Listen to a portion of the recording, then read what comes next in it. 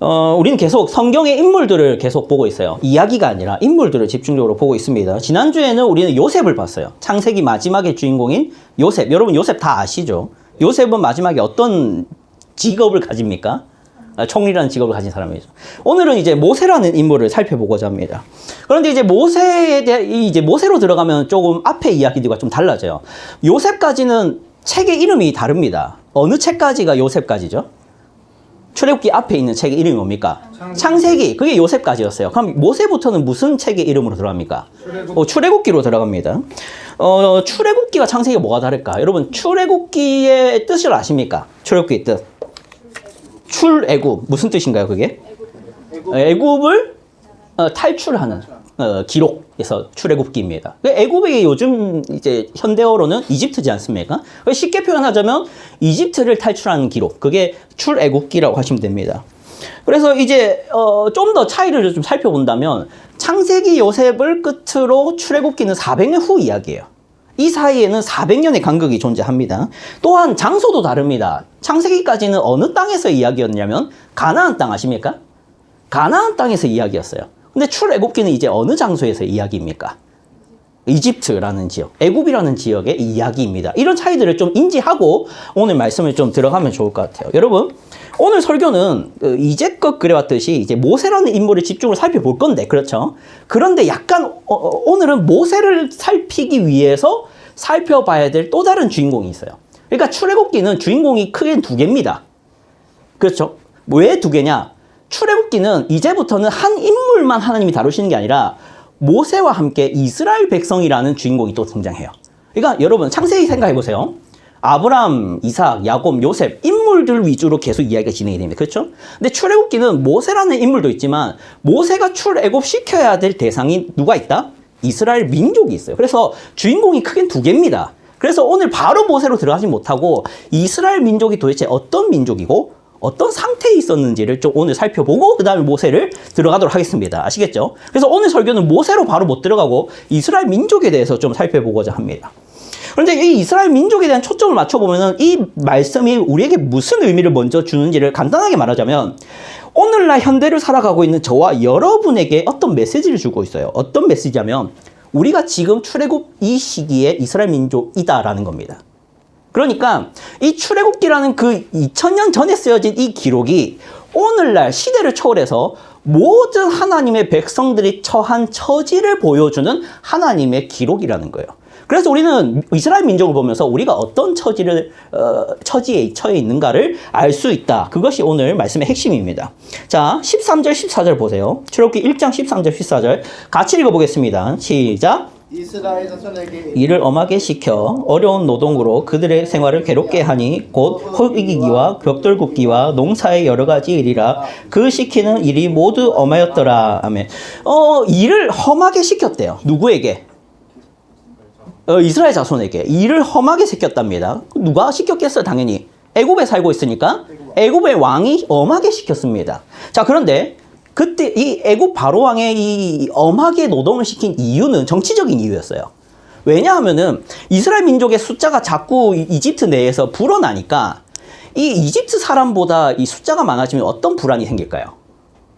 반역이 일어날 염려가 생깁니다. 그럼 정치적인 이유에서 그 숫자를 줄여야 되지 않겠어요? 그래서 줄이는 방법으로 동원한 게 뭐다? 엄한 노동, 무거운 짐, 일을 시킵니다. 그래서 요게 엄하게 시켰다. 그래서 괴롭게 했다라고 얘기를 합니다. 자, 그런데 수가 줄었다 안 줄었다? 도저히 줄지가 않는 거예요. 노동을 열심히 시켜도. 왜? 노동을 열심히 시키니까 헬스가 되죠. 헬스가 되니까 힘이 세지죠. 힘이 세지니까 애가 더 말도 안 되는 소리 좀 한번 해봤어요. 그러니까 이 힘이 세지니까 더 잘 자라는 거지. 그러니까 하여튼 숫자가 늘어났다는 겁니다. 농담입니다. 하여튼 숫자가 늘어났어요. 숫자가 늘어나니까 이제는 극단적인 방법을 동원하는데 그게 22절입니다. 같이 읽어보겠습니다. 시작. 그러므로 바로가 그의 모든 백성에게 명령하여 이르되 아들이 태어나거든 너희는 그를 나일강에 던지고 딸이거든 살려두라 하였더라. 애를 낳을 때 그곳에 사람들을 파견합니다. 그곳에 있는 사람에게 뭘 시킵니까? 아들이면 어떻게 해라? 강에 던지고 딸이면 어떻게 해라? 살려둬라. 왜? 그렇게 하면 군사력은 안 늘 거 아니에요. 딸은 늘어날지 몰라도 군사력은 안 늘어날 거 아니에요. 그런 방법까지 동원합니다. 이게 창세기 1장에서의 설정이에요. 이스라엘 민족의 설정. 자, 그럼 이제 본격적으로 의미를 좀 생각해 봅시다. 여러분, 첫 번째로 우리가 생각해 볼 것은 이것입니다. 세상이 여기서 세상이란 대한민국만을 말하는 게 아니라 모든 종류의 세상입니다. 교회 밖의 모든 세상. 이 세상이 불신앙을 양산하는 방식이 있어요. 불신앙을 양산하는 방식. 그러니까 하나님을 믿지 않게 만드는 방식이 있다는 겁니다. 그게 뭐냐면, 자, 여러분,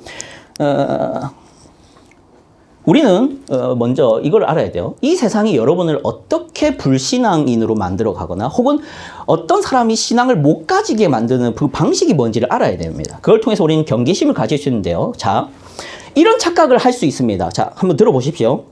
요즘 무신론자가 많아지고 비기독교인이 늘어나는 이유는 학교와 미디어와 이 나라의 정부가 여러분 예수를 믿지 마십시오. 교회에 나가지 마십시오. 하나님께 예배드리지 마십시오라는 메시지를 전하기 때문이다라고 생각하는 사람들이 있는데 정말 그렇습니까? 한번 여러분 질문해보죠. 여러분 학교에서 교회 나가지 말아라는 메시지를 들었습니까? 민주는 어때? 안 들었죠? 미디어에서 여러분 교회는 악한 곳이니까 교회를 다니지 마십시오라는 메시지를 우리 다운이 들어봤어? 미디어에서? 그런 공익 광고라든가 아니면 그런 광고, CF 이런 게 있었어? 아니요. 없었지. 혹은 여러분 이 나라의 정부가 여러분 교회는 악한 집단이니까 다니지 마십시오라는 말을 하는 걸 들어보셨습니까? 전은배 청년. 안 들어봤죠?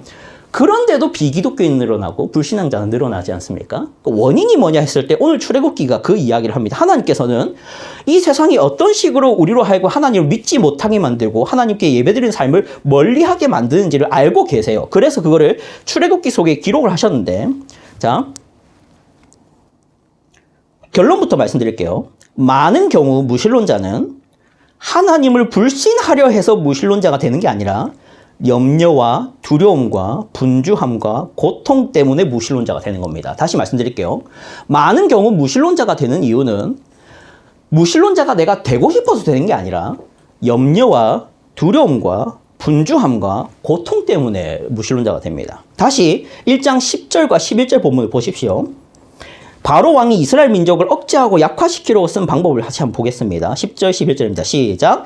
자, 우리가 그들에게 대하여 지혜롭게 하자. 두렵건대 그들이 더 많게 되면 전쟁이 일어날 때 우리 대적과 합하여 우리와 싸우고 이 땅에서 나갈까 하노라 하고 감독들을 그들 위에 태우고 그들에게 무거운 짐을 지워 괴롭게 하여 그들에게 바로를 위하여 국고성 비돔과 람셋을 건축하게 하니라. 아멘.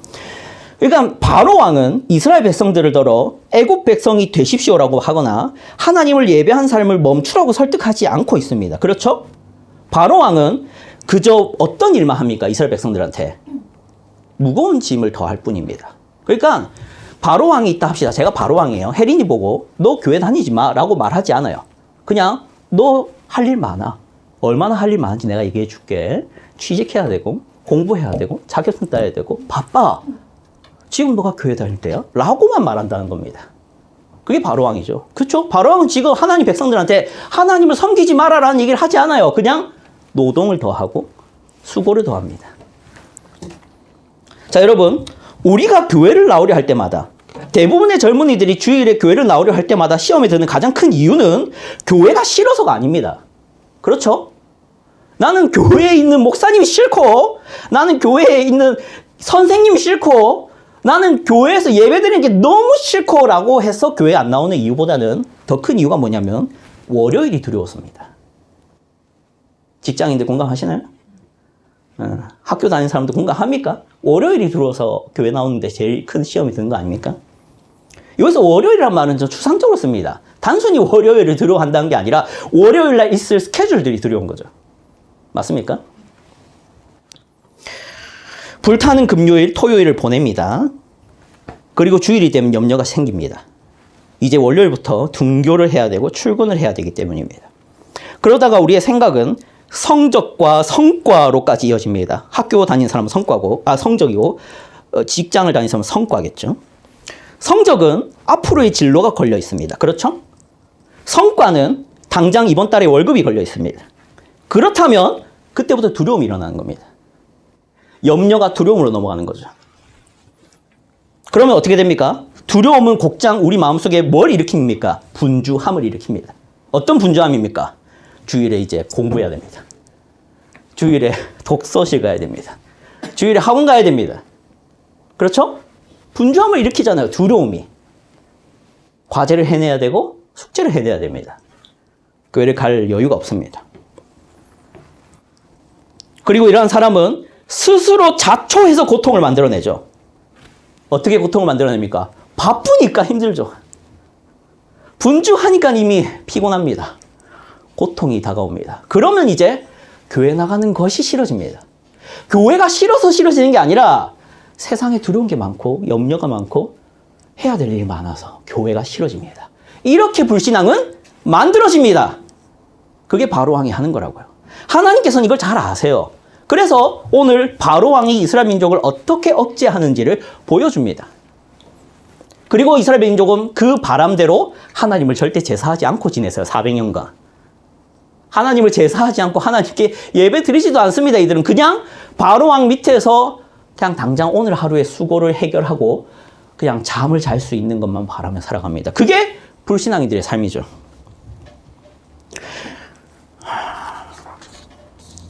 한 가지 예증을 봅시다. 출애굽기 5장에 넘어가 보십시오. 출애굽기 5장입니다. 출애굽기 5장에 보면은 이러한 식의 공격이 반복되고 있다는 것을 알 수 있는데요. 하나님께서는 한 인물을 보냅니다. 바로왕한테. 누구를 보냈다? 아시죠? 한 인물을 보냅니다. 두 번째 주인공인데 누구죠? 모세 맞습니다. 예. 첫 번째 주인공은 이스라엘 민족이랬고 두 번째 주인공은 뭐다? 모세입니다. 모세를 왜 보냈습니까? 책 이름이 뭐라고요?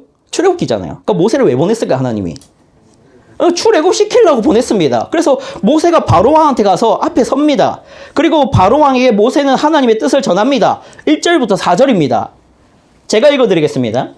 그 후에 모세와 아론이 바로에게 가서 이르되 이스라엘의 하나님 여호와께서 이렇게 말씀하시기를 내 백성을 보내라. 그러면 그들이 광야에서 내 앞에 절기를 지킬 것이니라 하여 하셨나이다.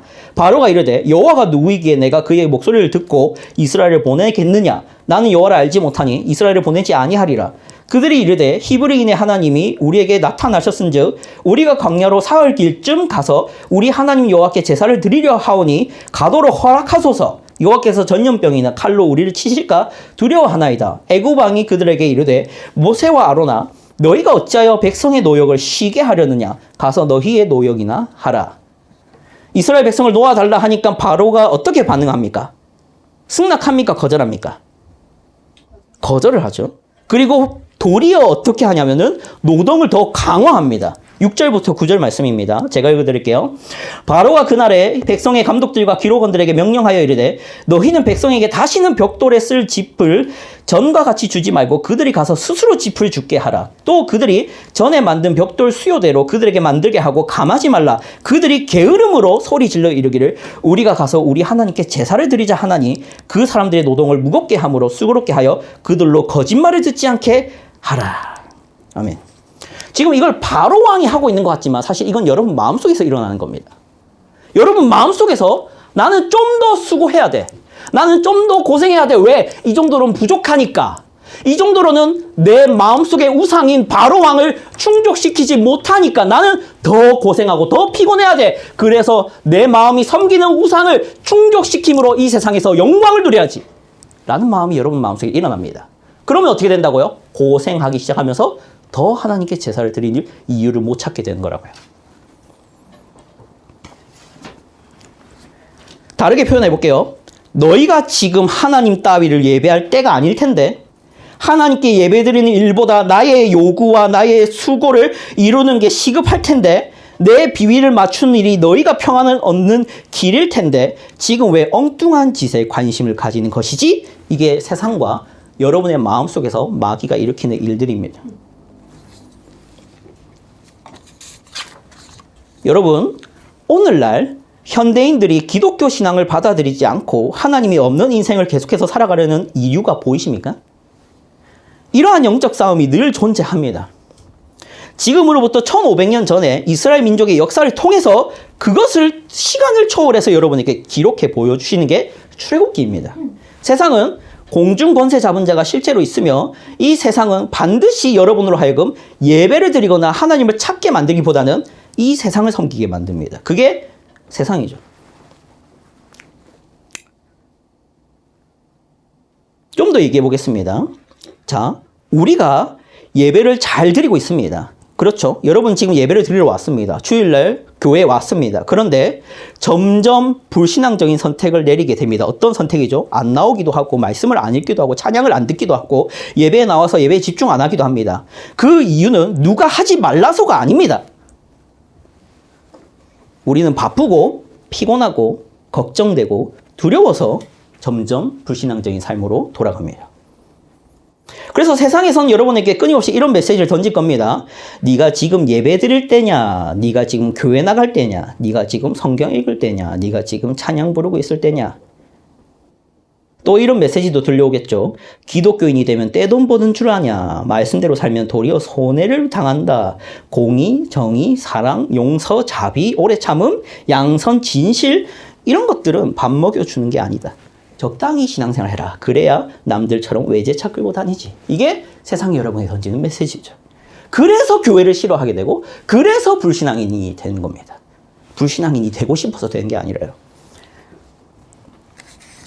시간이 조금만 5분만 더 하겠습니다. 45분까지만 하겠습니다. 이렇게 세상이 여러분에게 무거운 짐을 지우고 수고를 더하고 바쁘고 분주하게 살아가도록 만드는 이러한 전략은 효과적입니다. 이스라엘 백성들의 반응을 보십시오. 20절과 21절입니다. 5장 20절과 21절입니다. 같이 읽어볼게요. 시작. 그들이 바로를 떠나 나올 때 모세와 아론이 길에 서 있는 것을 보고 그들에게 이르되 너희가 우리를 바로의 눈과 그의 신하의 눈에 미운 것이 되게 하고 그들의 손에 칼을 주어 우리를 죽이게 하는도다. 여호와는 너희를 살피시고 판단하시기를 원하노라. 아멘. 그러니까 그런 소리를 듣고 아론과 모세가 나오니까 사람들이 이제는 모세와 아론을 원망하기 시작합니다. 너희 때문에 내가 이렇게 고생하게 됐고 너희 때문에 우리가 이렇게 수고하게 됐다. 왜 너희는 바로 왕에게 밉보이는 짓을 해서는 왜 우리를 이렇게 힘들게 만들었냐라고 원망을 하죠. 이게 우리의 반응입니다, 여러분. 혹은 지금 이러한 설교를 하고 있는 저에 대한 여러분의 반응일 수도 있어요. 여러분 중에는 혹시나 이런 생각을 할 수 있습니다. 왜 저렇게 불편한 얘기를 할까? 왜 내가 외면하던 진실을 얘기를 할까? 내가 교회를 안 나오고 불신앙적인 삶을 살고 성경과 상관없이 내가 하고 싶은 것을 누리고 살아갈 수 있는데 왜 내 양심을 찌르는 저런 소리를 괜히 해가지고 나를 괴롭게 하느냐? 라고 원망하실 수도 있습니다. 그게 지금 이스라엘 민족의 반응이죠.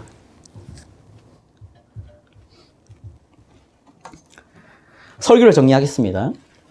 정리하면서 당부의 말씀을 하나 드립니다. 오늘 설교가 분명한 거는 정죄 설교 맞습니다. 여러분을 정죄하는 설교고 여러분의 불편한 진실을 지적하는 설교가 맞습니다. 자, 그러나 출애굽기는 이렇게 이야기가 끝나지 않습니다. 그렇죠? 출애굽기는 1장 5장으로 안 끝납니다. 하나님이 누굴 보내셨죠? 모세를 보냈고 그 모세는 신약 성경에 누굽니까? 예수 그리스도십니다. 왜 모세가 와야 되고 왜 예수 그리스도가 와야 됩니까? 우리가 못하니까. 여러분이 못하니까. 여러분이 세상을 못 이기니까. 여러분이 이 세상의 유혹을 못 끊어내니까. 여러분이 바로의 말을 거절 못하니까. 여러분 출애굽기를 보면은 이스라엘 민족이 자력으로 구원받습니까? 이스라엘 백성은 자력으로 못 나옵니다. 그들은 바로 왕에게 반영 못해요. 그들은 바로 왕에게 절대 대항 못합니다. 안 합니다. 그런데 누가 하죠? 모세만 합니다. 모세 혼자 합니다. 물론 모세도 억지로 하죠. 억지로 하죠. 왜냐하면 지팡이 들고 안 때리면 나를 먼저 죽일 걸 아니까 하나님이. 그러니까 억지로 합니다. 두려워서. 근데 우리 예수님은요. 억지로 합니까? 예수님은 여러분을 위해서 억지로 안 죽습니다. 예수님은 여러분을 위해서 억지로 안 사셨습니다. 예수님은 여러분을 위해서 억지로 낮아지고 비참해지지 않았습니다. 그런 예수님이 그래서 필요한 겁니다. 우리가 안 할 테니까. 우리가 죄와 안 싸우고 우리가 세상과 안 싸우고 우리가 세상과 구별하지 않고 우리가 이 세상의 쾌락과 즐거움과 재미를 포기하지 않으니까. 그래서 하나님은 여러분을 때릴 수가 없어서 예수님을 때려 죽인 겁니다. 그게 복음입니다. 출애굽기는 이렇게 끝나지 않습니다. 그러니 제가 여러분에게 오늘 정죄의 설교를 했다 하더라도 여러분 정죄로 말씀이 끝나지 않는다는 것을 꼭 기억해 주십시오. 은혜입니다. 은혜입니다. 여러분들은 죄를 이겨라! 이런 게 결론이 아닙니다. 예수님께서 여러분을 반드시, 하나님께서 여러분을 반드시 언젠가는 머리끄덩이 잡고 이곳에 앉혀놓고 하나님을 사랑하게 만들 겁니다. 그게 하나님의 열심이고 출애굽기가 여러분에게 말하는 하나님의 말씀입니다.